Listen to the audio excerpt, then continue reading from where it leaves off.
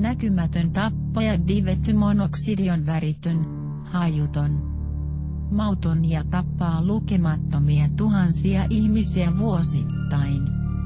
Useimmat näistä kuolemista johtuu vahingossa hengitetystä divetymonoksidista. Mutta divetymonoksidin vaarat eivät lopu tähän. Pitkäaikainen altistuminen sen kiinteälle muodolle aiheuttaa vakavia kudosvaurioita.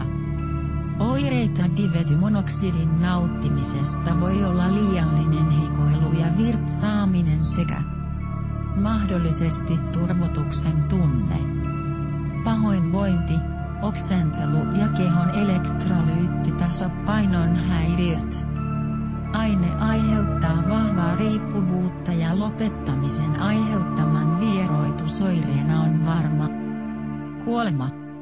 Divetymonoksidi tunnetaan myös nimellä hydroksyylihappo ja se on tärkein happosateiden aiheuttaja. Edistää kasvihuoneilmiötä. Voi aiheuttaa vakavia palovammoja. Edistää eroosiota luonnossa. Kiihdyttää korroosiota ja monien metallien ruostumista.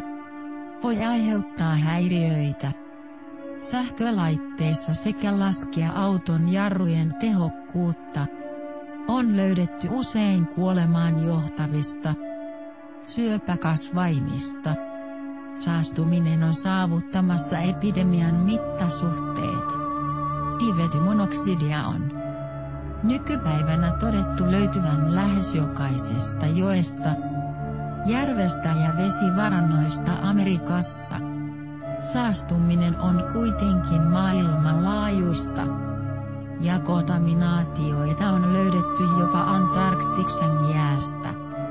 Divetymonoksidi on aiheuttanut miljoonien dollarien edestä omaisuusvahinkoja Keskilännessä ja äskettäin Kaliforniassa.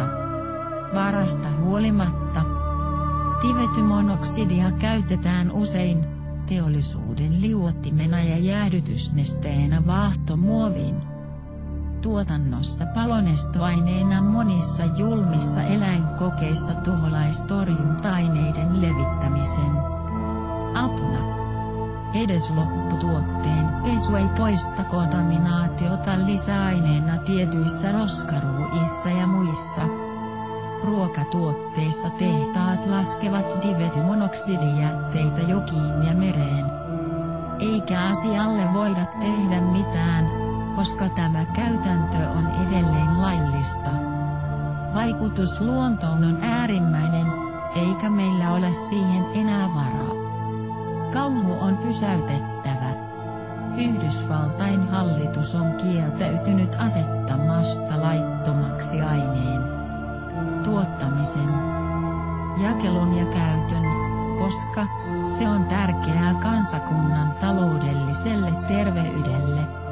Itse asiassa laivasto ja muut militaristiset organisaatiot tekevät kokeita divetymonoksidilla ja suunnittelevat monien miljardien laitteita hallitakseen ja hyödyntääkseen sitä sodan käynnissä.